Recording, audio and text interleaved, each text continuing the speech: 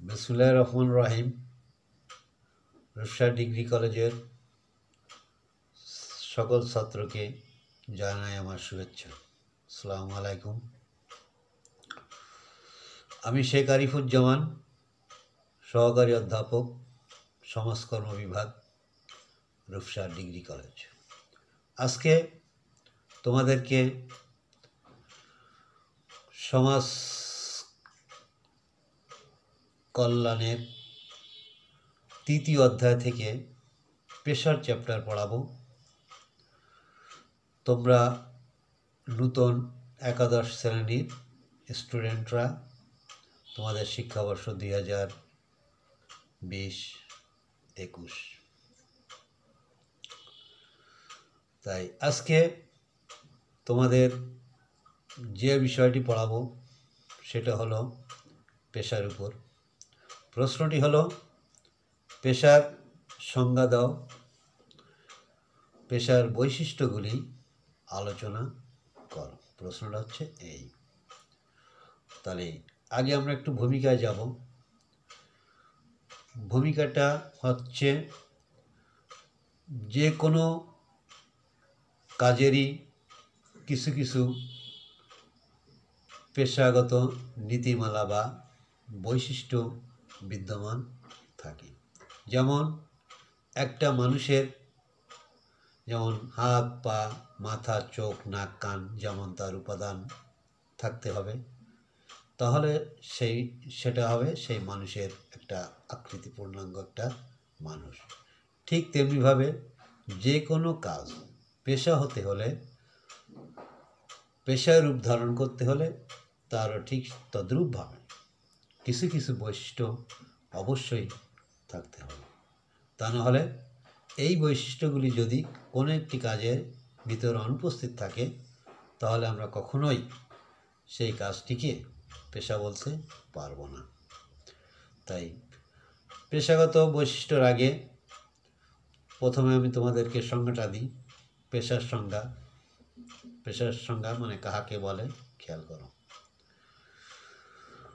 পেশাগত জ্ঞান, যোগ্যতা, দক্ষতা, নিপুণতা ও মর্যাদা সম্পন্ন কোনো কাজকে পেশা বলে।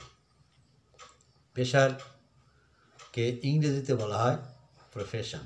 যেমন শিক্ষকতা, ওকালতি, ডাক্তারি ইত্যাদি ইত্যাদি, এইগুলি হচ্ছে পেশা।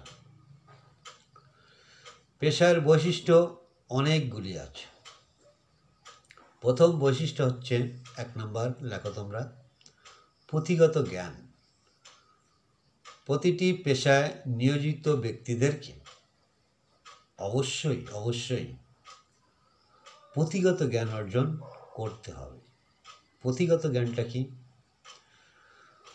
পাঠ্যপুস্তকের মাধ্যমে এবং ব্যবহারিক জ্ঞানের মাধ্যমে অর্জিত জ্ঞান, অর্থাৎ হাতায় কলমে এবং পাঠ্যপুস্তকের মাধ্যমে যে জ্ঞান অর্জন করা হয় সেইটি হচ্ছে পুঁথিগত জ্ঞান। অর্থাৎ বই পুস্তক থেকে লেখাপড়া অর্জন করে জ্ঞান অর্জন করতে হয়, সেটা হচ্ছে পুঁথিগত জ্ঞান।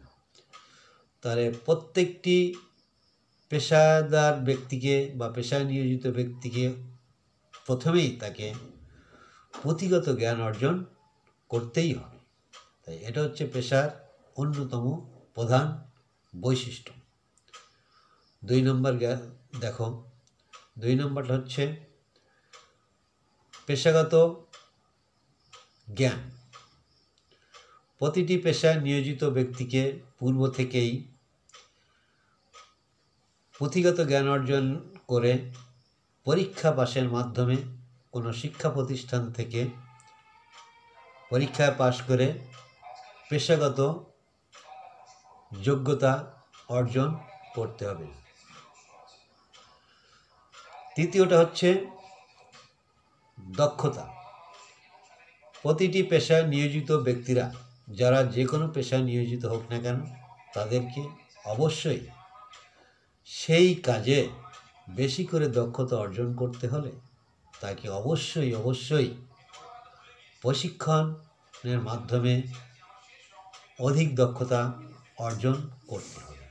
এই অধিক দক্ষতা অর্জন করতে হলে কোনো ব্যক্তির নিকট থেকে বা প্রতিষ্ঠানের নিকট থেকে প্রশিক্ষণ অর্জন করতে হবে।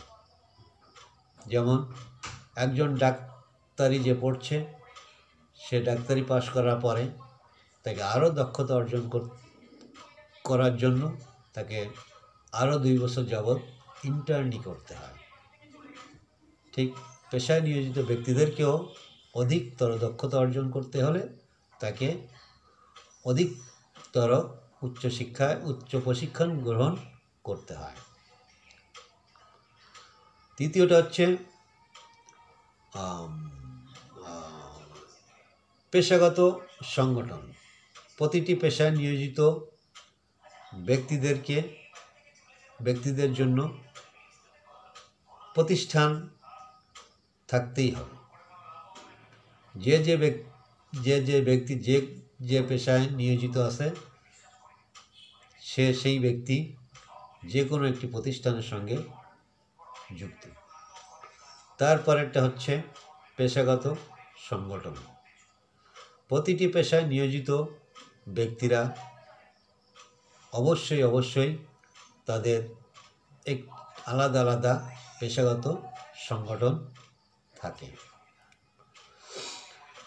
তারপরটা দেখো নীতিমালা। যে ব্যক্তিরা পেশায় নিয়োজিত আছে তাদেরকে অবশ্যই পেশামূলক কাজ করতে যেয়ে কিছু নীতিমালা অনুসরণ করতে হয়। তাই এই নীতিমালা হচ্ছে পেশার আরেকটি বৈশিষ্ট্য। জনকল্যাণমুখিতা আরেকটি পয়েন্ট। প্রতিটি পেশায় নিয়োজিত ব্যক্তিদের প্রধান এবং মুখ্য উদ্দেশ্য হল জনকল্যাণমুখিতা, অর্থাৎ জনগণের কল্যাণ সাধন করাই হচ্ছে সেই পেশার বা সেই ব্যক্তির মূল উদ্দেশ্য। তারপরে যে পার্থক্যটি, সেটি হল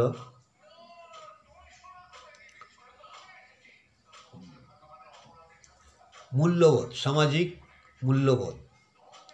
প্রতিটি পেশায় নিয়োজিত ব্যক্তিদেরকে অবশ্যই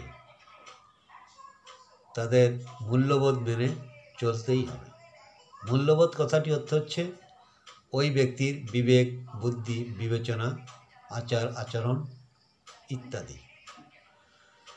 এই মূল্যবোধের কারণেই একজন, মনে করো ডাক্তার, এই মূল্যবোধের কারণে যে কোনো সময় মুমূর্ষ ব্যক্তিকে সেবা করার জন্য সে সর্বদা প্রস্তুত থাকে। যত রাত হোক না কেন, কোনো ব্যক্তি যদি হঠাৎ করে অসুস্থ হয়ে যায়, তাকে তার দায়িত্ববোধের কারণে, বিবেকের কারণে তাকে অবশ্যই সেই রোগীর সেবা করতে তাকে অবশ্যই ছুটে যেতে হয়।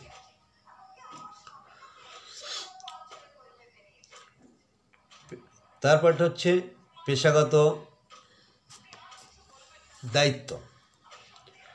প্রত্যেকটি পেশায় নিয়োজিত ব্যক্তিদেরকে অবশ্যই তাদের পেশাগত দায়িত্ব পুঙ্খানুপুঙ্খভাবে পালন করতে হয়। তারপরে যেটা আছে সেটা হলো সামাজিক স্বীকৃতি। যে কোনো একটি পেশা, যে কোনো একটি কাজ পেশা অবতীর্ণ হতে হলে তাকে বা সেই কাজকে অবশ্যই সামাজিকভাবে বা রাষ্ট্র কর্তৃক স্বীকৃতি থাকতে হবে। স্বীকৃতি না থাকলে কোনোভাবেই সেই কাজটি পেশা হতে পারবে না।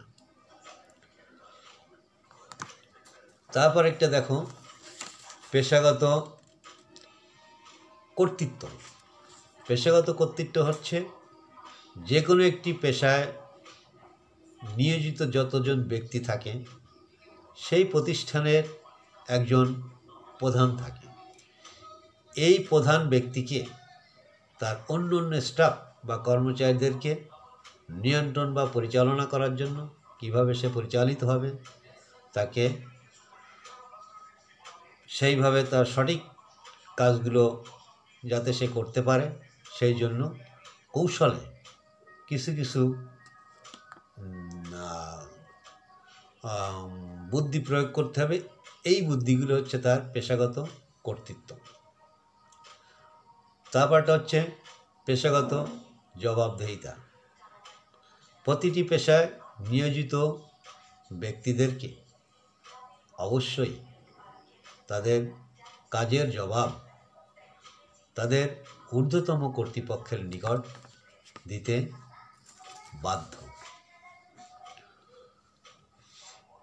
তাই আজকে এই যে পেশার বৈশিষ্ট্যগুলো পড়ালাম, আমি ধারাবাহিকভাবে আবার প্রথমের থেকে বলে যাই। পেশার সংজ্ঞা দেখো, পেশাগত জ্ঞান, যোগ্যতা, দক্ষতা, নিপুণতা ও মর্যাদা সম্পন্ন কোনো কাজকে পেশা বলে। পেশার যে বৈশিষ্ট্যগুলো আমি পড়ালাম সেগুলো আবার তোমাদেরকে একটু রিপিট করি। প্রথমটা হচ্ছে পুঁথিগত জ্ঞান, দ্বিতীয়টা হচ্ছে পেশাগত যোগ্যতা, তারপরটা হচ্ছে পেশাগত দক্ষতা, তারপরটা হচ্ছে জনকল্যাণমুখিতা, তারপরটা হচ্ছে সামাজিক স্বীকৃতি, তারপরটা হচ্ছে পেশাগত নীতিমালা, তারপর হচ্ছে পেশাগত কর্তৃত্ব, তারপরটা হচ্ছে জনকল্যাণমুখিতা, তারপর হচ্ছে জবাবদিহিতা। এইগুলি হচ্ছে পেশার বৈশিষ্ট্য। যাক, আজকের মতো আমি এখানে শেষ করব। তার আগে বলছি, করোনার এই সংকটকালীন সময় তোমরা অবশ্যই বাইরে যখন যাবে মাস্ক পরিধান করবে। বাইরের থেকে যখন বাসায় আসবে তখন অবশ্যই সাবান দিয়ে 20 সেকেন্ড পর্যন্ত হাত ধুবে। এইটি আমার আদেশ। এইভাবে তোমরা চলবা, কারণ নিজের বিপদ ডেকে আনবা না, জনগণের বিপদ ডেকে আনবা না, দেশের বিপদ ডেকে আনবা না। সকলকে ধন্যবাদ জানিয়ে আজকের মতো আমি এখানে শেষ করছি। খোদা হাফেজ।